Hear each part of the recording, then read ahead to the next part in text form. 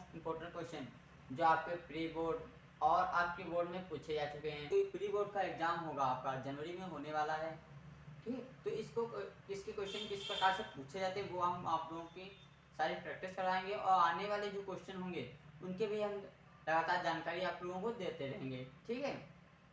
तो आज हम जो पिछले साल का पेपर पूछा जा चुका है प्रीवियस ईयर का, और या पिछले साल जो पूछा गया था हमारा पेपर उसमें किस प्रकार के क्वेश्चन आए हुए थे वो हम आप लोगों को बताएंगे, ठीक है। वो पेपर करवाएंगे, वो पेपर आप लोगों को पूरा दिखाया जाएगा, उसको कैसे सॉल्व करना है वो सारा कुछ बताया जाएगा।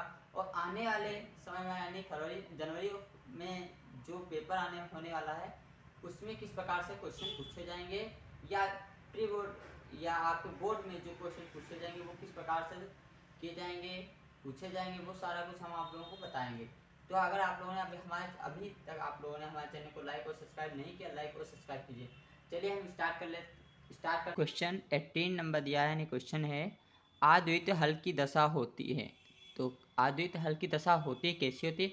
तो हम स्टूडेंट जानते हैं a1 x b1 y plus c1 बराबर 0, a2x plus b2y plus c2 बराबर 0। इसको हम जब a1 बटे a2 b1 बटे b2 करते हैं, जब नॉट इक्वल टू पहले ही पोजीशन में बराबर नहीं होता है तो ये क्या होता है? अद्वितीय हल माना जाता है। क्या माना जाता है? अद्वितीय हल। इसके एक ही हल होगा, यानी दूसरा कोई हल नहीं होगा। ओके स्टूडेंट, क्वेश्चन नंबर हमारे पास 19 यानी 19 दिया गया है। क्वेश्चन है sine square 40 and cos square 40 का मान होगा। तो sine square 40 and cos square 40 के मान यानी वैल्यू होगी हमारे पास, क्या होगी student? Sine square 40 and cos square 40 बराबर हम स्टूडेंट जानते हैं sine square theta plus cos square theta 1 होता है। तो ये दोनों सेम है, थीटा की वैल्यू सेम है, तो हम यहाँ वही रख देंगे, sign square theta plus cos square theta हमारा 1, यानी इसका मान क्या आएगा स्टूडेंट? पूरे का 1 आएगा। ओके, नेक्स्ट क्वेश्चन दिया गया हमारे पास student question number 20, question number 20। Question हमारे पास है 1 प्लस टेन स्क्वायर थीटा का मान होगा। ये तो हमारे पास फार्मूला स्टूडेंट होता है, तो इसका हम लोग जानते हैं 1 प्लस टेन स्क्वायर थीटा का क्या होता है? 1 प्लस टेन स्क्वायर क्या होता है? Sec square theta. खंड हम स्टूडेंट बा करने वाले हैं, इसमें हम सारे क्वेश्चन देखेंगे। ओके, का क्वेश्चन हमारा दिया गया है, क्वेश्चन दिया है साइन थीटा बराबर a बटा b और टेन थीटा का मान होगा। ओके, तो साइन थीटा बराबर हमारे पास क्या दिया है? a बटा b। तो कॉस थीटा बराबर निकल के आएगा under root 1 minus sine square theta, क्योंकि हम जानते हैं sine square a plus cos square a बराबर 1 होता है। अभी हमने देखा है, पढ़ा है स्टूडेंट पिछले क्वेश्चन में। तो कॉस थीटा यहाँ से वैल्यू निकल के आएगी under root 1 minus sine square theta. Okay, तो वही हमने यहाँ पुट किया है। ओके, तो 1 तो हमारा ऐसा रहेगी साइन स्क्वायर, साइन का मान कितना है? a और b, क्योंकि स्क्वायर लगा तो a स्क्वायर b स्क्वायर हमने कर दिया। ओके, इसको जब सॉल्व करेंगे तो b से मल्टीप्लाई कराएंगे 1 के, तो निकल के आया b square minus a square under root. Okay, बटे में क्या आ जाएगा? b हम जब बाहर ले लेंगे तो हमारे पास बचेगा क्या? 1/b अंडर रूट b का square minus a square cos theta की वैल्यू। अब हमने कॉस की वैल्यू निकाल ली और किसकी निकाल ली स्टूडेंट? साइन की। तो टेन थीटा बराबर हमारे पास क्या होता है student? Sign A cos A. क्या होता है? साइन थीटा ए कॉस थीटा ए। तो साइन यहाँ सॉरी स्टूडेंट थीटा होगा। ओके, क्या होगा? टेन थीटा और बराबर होता है साइन थीटा बटे कॉस थीटा। साइन थीटा का मान क्या होता है? ए बटे बी। अभी हमने वहाँ से निकाला यहाँ ए बटे बी। कॉस की वैल्यू क्या आ जाएगी? इंटू में हो जाएंगे बी बटा ए, मतलब इंटू में करेंगे तो वैल्यू हमारी चेंज हो जाएगी बी बटा B upon under root B square minus A square. B से बी कैंसिल आउट हो जाएंगे, बचेगा हमारे पास का ए बटा अंडर रूट बी का स्क्वायर माइनस ए का स्क्वायर। ये 10 का हमारे पास वैल्यू हो जाएगी। ओके, ये हमारे पास हो गया इसका सोल्यूशन।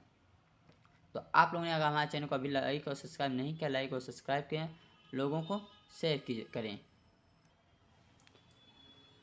हाँ, क्वेश्चन हमारा दिया गया है यदि ए स्क्वायर प्लस 6x माइनस 6 बराबर 0 के मूलों का गुणनफल 4 है, इनका गुणनफल हमारे पास 4 दिया गया है, तो हमें a का मान ज्ञात करना है। क्या बात या ज्ञात करना है स्टूडेंट? a का मान। तो लेट हम मान जानते हैं या माना हमने अल्फा और बीटा दो शून्यांक है। क्या है स्टूडेंट? दो शून्यांक। तो दो घात समीकरण से तो A square plus B X plus C से इनकी तुलना हम दो घात समीकरण से करेंगे तो A square plus B X plus C. तो योगफल क्या होता है? अल्फा प्लस बीटा बराबर क्या होता है? बी बटा ए। और गुणनफल क्या होता है स्टूडेंट? अल्फा इंटू बीटा बराबर सी बटा ए। सी का मान हमारे पास क्या दिया है स्टूडेंट? सी है। सी की जगह क्या है? माइनस सी। तो सी का मान यहाँ हम क्या रखेंगे? 6। और अल्फा और बीटा हमारे पास गुणनफल कितना दिया है? 4। क्या दिया है स्टूडेंट? 4। तो हम यहाँ 4 रख दें। इनकी जब इसके डिवाइड में भेजेंगे तो हमारे पास क्या निकल के आएगा? 4/6। इसका 2 से क्या कर देंगे? 2 से कैंसिल आउट करेंगे तो 2 आएगा, यहाँ 3 आएगा। ओके, तो बी ए का मान क्या निकल के आएगा? बी ए बराबर क्या निकलेगा? -3/2। ओके, ये हमारे पास क्या हो जाएगा? ए का मान। अगर हमें योगफल निकालना तो हम सिंपल क्या करेंगे? ए का मान यहाँ रख देंगे। क्या रखेंगे? -3/a। तो माइनस माइनस कैंसिल आउट हो जाएंगे, 3/a। और ये ऊपर चला जाएगा तो क्या आ जाएगा हमारे पास? 12/3। तो यह मतलब 3 से हम इसको काट दें तो 4 आ जाएगा हमारे पास आंसर। क्या आ जाएगा स्टूडेंट? 4। तो हमें सिर्फ क्या पूछा गया था? गुणनफल पूछा गया था या ए की वैल्यू पूछी गई। तो ए की वैल्यू हमारे पास क्या आ गई स्टूडेंट? -3/2। ये हमारे पास इसका सोल्यूशन हो गया। क्वेश्चन का नंबर दिया है हमारे पास। क्वेश्चन है साइन स्क्वायर 60 और कॉस स्क्वायर 30, टेन स्क्वायर 45 का मान होगा। तो स्टूडेंट हम जानते हैं साइन 60 का मान क्या होता है? √3/2। दो स्क्वायर लगा तो स्क्वायर लगाने। कॉस 30 का मान होता है √2, स्क्वायर लगा तो स्क्वायर लगाने। टेन 45 का मान क्या होता है? 1 होता है हमारे पास। 1 का स्क्वायर मतलब 1 आएगा हमारे पास। अब इसको जब सॉल्व करेंगे तो हमारे पास क्या निकल के आएगा? ये आएगा जब √, लगा यहाँ स्क्वायर करेंगे तो हमारे पास क्या निकल गया? 3 आएगा। 2 का स्क्वायर क्या हो जाएगा स्टूडेंट? 4। इसी पर इसका भी 3 आएगा, यहाँ क्या हो जाएगा? 4। और -1 रहेगा। जब इसको ऐड करेंगे तो हमारा क्या निकल के आएगा? 6 हो जाएगा। और बटे में क्या आ जाएगा? 4। तो 3 और 2 डिवाइड में आ जाएगा -1। जो -1 था इसको जब सॉल्व करेंगे तो हमारे पास निकल के आएगा 2 1 जा 1 और 3 से कैंसिल आउट हो जाएगा। मतलब हमारे पास 1/2 आंसर आ जाएगा। नेक्स्ट क्वेश्चन हमारा दिया गया है क्वेश्चन नंबर घ। तो क्वेश्चन हमारा है यदि द्विघात समीकरण px² - 2 √5 px प्लस 15 बराबर 0 यानी 15 बराबर 0 दिया गया है तो p का वैल्यू यानी मान हमें ज्ञात करना बताना है। तो कैसे स्टूडेंट बताएंगे? हम व्यक्तिकरण विधि से जानते हैं व्यक्तिकरण बराबर क्या होता है? d बराबर 0 होता है। यहाँ स्टूडेंट लिख लेना आप लोग, हमने लिखा नहीं है। व्यक्तिकरण बराबर d/0। और व्यक्तिकरण फार्मूला क्या होता है व्यक्तिकरण का? b² - 4ac। और यहाँ b का मान रखेंगे। हमारे पास b का मान क्या है? b की ये पूरी वैल्यू यानी b का स्क्वायर आएगा 20 p² - 4 into 15 into p। Okay, इसको सॉल्व करेंगे तो हमारे पास निकल के आएगा 20 p² - 16 p। ओके, ये हमारे पास हो गया इसका सोल्यूशन। इसको हम इस प्रकार से लिख सकते हैं। अब जब इसको इसमें से 20 कॉमन ले लेंगे तो हमारे पास क्या बचेगा? और 20 कॉमन लेके इसके डिवाइड में भेजेंगे तो हमारे पास ये तो 0 हो जाएगा डिवाइड में। जो तो बचेगा p²। यहाँ पर क्या हो जाएगा स्टूडेंट? यहाँ हो जाएगा हमारे पास 3p। इसको जब कैंसिल आउट करेंगे तो हमारा एक 0 आएगा पॉइंट, एक p बराबर क्या आ जाएगा? 3 आ जाएगा। क्या आ जाएगा स्टूडेंट? 3 आ जाएगा। ओके, ये हमारे क्या मान हो जाएंगे? p की वैल्यू हो जाएंगे। आप 0 रख सकते हैं, आप चाहे 3 रख सकते हैं। क्वेश्चन हमारा दिया यूक्लिड एल्गोरिथम का प्रयोग करके 426 तथा 576 का मासा ज्ञात कीजिए यानी एचसीएफ ज्ञात कीजिए। तो यूक्लिड एल्गोरिथम क्या होती है स्टूडेंट? हम जानते हैं ए बराबर क्या होता है? BQ + R। तो हमें तब तक सॉल्व करना होता है जब तक कि R का मान क्या ना आ जाए? 0 ना आ जाए। ओके, तो हम कैसे करेंगे? ए हमारा क्या होता है यहाँ पर? ए भाज्य होता है। बी क्या होता है? भाजक होता है। क्यों क्या होता है? भागफल होता है। आर क्या होता है स्टूडेंट? शेषफल। जो आर होता है हमारे पास शेषफल। शेषफल जब तक 0 ना आ जाए तब तक हमें सॉल्व करना होता है।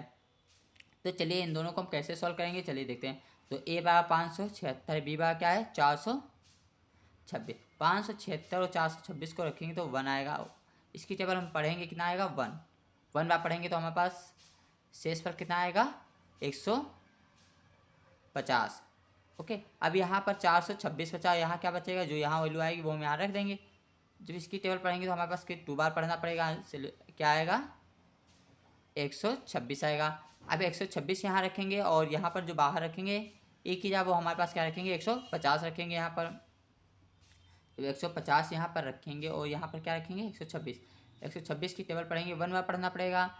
इसका हमारा शेषफल आएगा 24। अब 24 को क्या करेंगे हम, 24 की टेबल ऐसा पढ़ेंगे कि 126 आए। 126 कितनी बार में 5 बार को 5 बार डिवाइड करना पड़ेगा, तो 5 बार टेबल पढ़नी पड़ेगी। तो हमारे पास शेषफल क्या बचेगा, यानी आर बचेगा 6। क्या बचेगा 6। अब 6 को हम यहाँ रखेंगे और 24 यहाँ बाहर लिखेंगे, ये बाहर आ जाएगा हमारे पास। जब 6 बाहर आ गया और 6 की टेबल पढ़ेंगे 24 आ जाएगा, कितनी बार आएगा 4 बार में।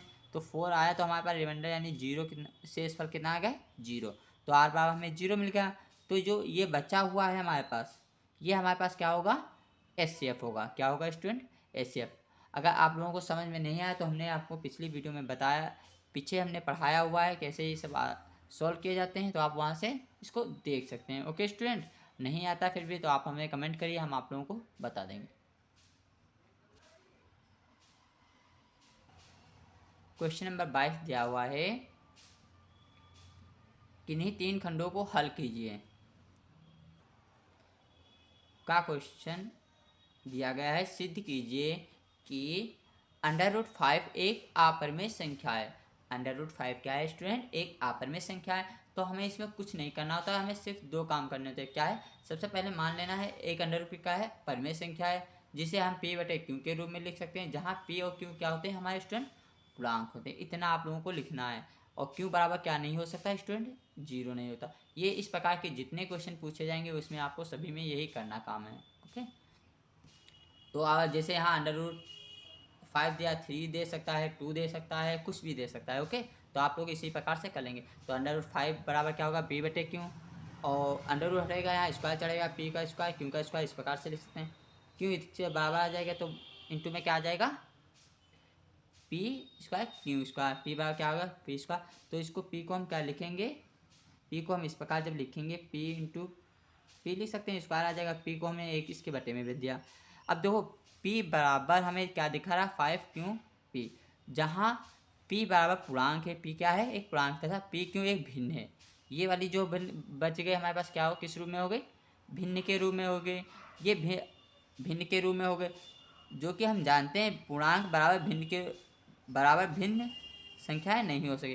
पूर्णांक बराबर क्या नहीं हो सकता, भिन्न संख्याएं नहीं हो सकती। अतः हम कह सकते हैं p बराबर नॉट बराबर p क्यों स्क्वायर बटे p, अतः √1 क्या है परिमेय संख्या नहीं है। √5 क्या है एक अपरिमेय संख्या है। क्या है स्टूडेंट, एक अपरिमेय संख्या है। आप लोग इस प्रकार से लिख सकते हैं, √5 क्या आ जाएगी एक अपरिमेय संख्या आ जाएगी। तो इसमें हमें कुछ ज़्यादा काम नहीं करना, इतना काम करना है। अब जहाँ जहाँ आप लोगों को √5 दिख रहा वहाँ आप 2 रख सकते हैं, जहाँ जहाँ आपको 5 दिखे वहाँ आप 2 रखकर इसको सॉल्व कर सकते हैं, 3 रखकर सॉल्व कर सकते हैं। जो भी पूछा जाए आपको इस प्रकार से क्वेश्चन पूछ लिया जाता है, √5 √2 √3 का सोल्यूशन क्या होता है। ओके, आप कर सकते हैं। क्वेश्चन खा दिया गया है। क्वेश्चन है x + y बराबर 14 यानी 14 है तथा x - y बराबर 4 को हल कीजिए। हमको इसको हल करना है, हमें x y का मान निकालना है। तो आप लोग इसको कर सकते हैं आसानी से, फिर भी हम आप लोगों को बता देते हैं। चलिए कैसे करना है, x + y बराबर क्या मान लेते, x + y 14 बराबर क्या मान लेते हैं इक्वेशन 1, x - y बराबर क्या मान लेते हैं इक्वेशन 2, इक्वेशन क्या मान लेते हैं 2 स्टूडेंट। जब इक्वेशन 1 में से 2 कैंसिल आउट करेंगे तो हमारे पास देखो x क्या होगा कैंसिल आउट हो जाएगा, y बचेगा 2y आ जाएगा, 14 में से 4 चला जाएगा, 10 बचेगा 10 और यहाँ 2y डिवाइड में भेजेंगे तो हमारे पास क्या आएगा 5, y का मान क्या आएगा 5। अब y का मान आप चाहे इस इक्वेशन में रख लें, समीकरण में रख लें, चाहे इसमें, चाहे 1 में रखें चाहे 2 में। चलिए हम इक्वेशन 2 में रखते हैं तो हमारे पास y का मान क्या आएगा। जब यहाँ पर हम मान इसका रखेंगे तो यहाँ देखो इक्वेशन हमारे पास इस प्रकार से थी, ठीक। तो हमने लिखा x - 5, y की जगह क्या रख दिया 5, बराबर में क्या आ गया 4। तो माइनस से इधर जाएगा प्लस में हो जाएगा, तो x बार क्या होगा 9, x तथा y के मान क्या हो गए 9 और 5 हो गए। क्या हो गए 9 और 5। ओके, आप इस प्रकार इसका आंसर कर सकते हैं।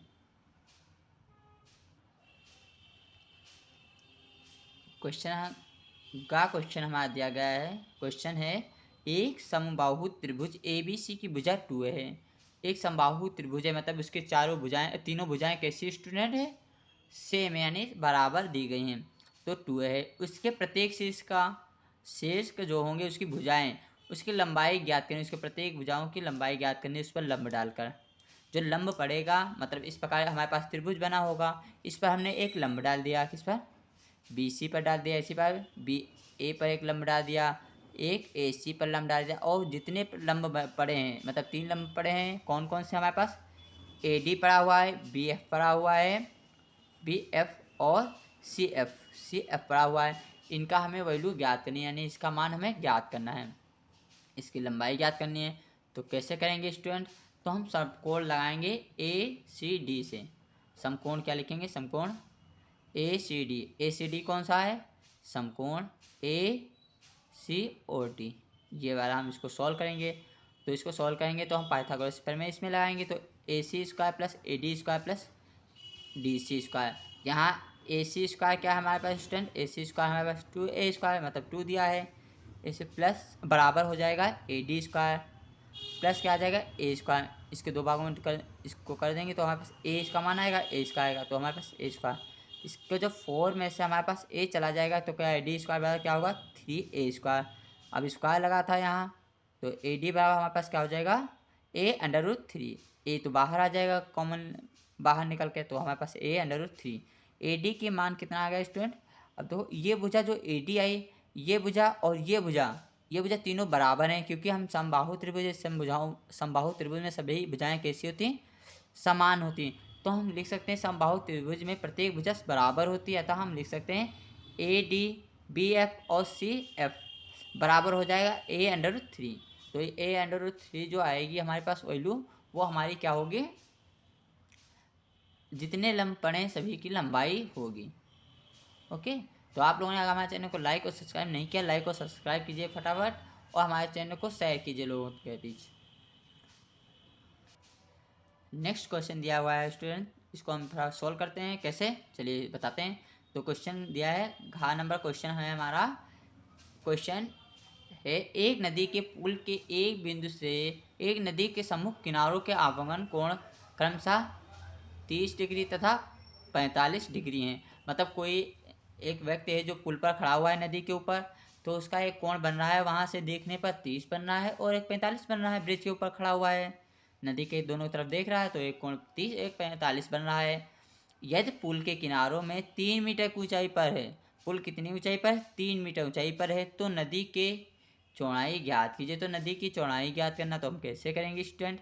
तो देखो यहाँ हमारा एक पुल बना हुआ है, ये नदी हमारी बह रही है, इसकी चौड़ाई कितनी है हमारे पास? इसकी ऊंचाई कितनी? 3 मीटर। हमें इसकी चौड़ाई ज्ञात करनी, नदी की जो चौड़ाई होगी ये हमें ज्ञात करनी। कैसे करेंगे स्टूडेंट? चलिए देखते हैं। तो माना जो पुल है क्या है? XY है। पुल पर एक लिया गया बिंदु P है, जिससे नदी की ऊंचाई कितनी है? 3 मीटर। कितनी है? किनारों, और इसका जो किनारों से कोण बन रहा है, अवगमन कोण बन रहा है, तो 30 है तथा 45। इसका जो कोण बन रहा है 30 है और 45 है। तो हमें क्या ज्ञात करना है स्टूडेंट? हम त्रिभुज बी, तो इसमें देखो PABC ये हमारे पास त्रिभुज है, तो हम क्या करेंगे? PB और C में त्रिभुज का करेंगे। PB और C से हमारा 10 45 हो जाएगा। PB हमारे पास क्या होगा? भुजा होगी तो 3 सेंटीमीटर हमारे पास। इसको मान लेंगे x, क्या मान लेंगे? BC को y मान लेते, सॉरी BS को मान लेंगे y, तो हमारे पास क्या आ जाएगा? 3/y। तो y का मान क्या हो जाएगा? 3। ये हमारी दूरी कितनी हो गई स्टूडेंट? 3 सेंटीमीटर। अब हमें ये दूरी ज्ञात करनी, इसमें हमारे पास कोण कितना है? 30। तो 10 30 बराबर इसको रखेंगे, ये हमारे पास 3 सेंटीमीटर, 3/, इसको मान लेंगे x, तो x बार क्या आ जाएगा? 3√3। अब इन दोनों को आपस में जोड़ देंगे तो हमें पूरी दूरी मिल जाएगी। तो पूरी दूरी कैसे निकालेंगे स्टूडेंट? तो पूरी दूरी होगी AC की दो होगी, तो AC बार हम क्या लिखेंगे? AB प्लस BC लिखेंगे इस प्रकार से। चलिए देखें, तो नदी की चौड़ाई क्या होगी? AC बार AB प्लस BC हो जाएगी। AB बार हमें √3 आया प्लस 3 आया, BC बराबर आया, जो वाई का मान हमने निकाला और यहाँ एक्स का मान निकाला, तो इसमें से 3 कॉमन मिला है, 3√3 + 1। √3 का मान हम जानते हैं 1.73 होता है +1, ओके 1 आएगा हमारा। तो इसको हम जब जोड़ेंगे इसमें क्या आ जाएगा 1.73 इंटू करा देंगे 3 से, तो हमारे पास क्या निकल गया 8.19। इसको लिख सकते हैं 8.2 मीटर। क्या लिख सकते हैं 8.2 मीटर। ये हो गया इसका सोल्यूशन। आप इस प्रकार कहीं भी कभी भी बता सकते हैं, उसके दोनों कोण ज्ञात हों या उसकी ऊंचाई ज्ञात हो तो आप उसकी चौड़ाई बता सकते हैं नदी की। ओके, आप इस प्रकार इसको सॉल्व करते हैं। तो आप लोगों ने हमारे चैनल को लाइक अभी तक नहीं किया, लाइक करें और सब्सक्राइब करें, लोगों को शेयर करें।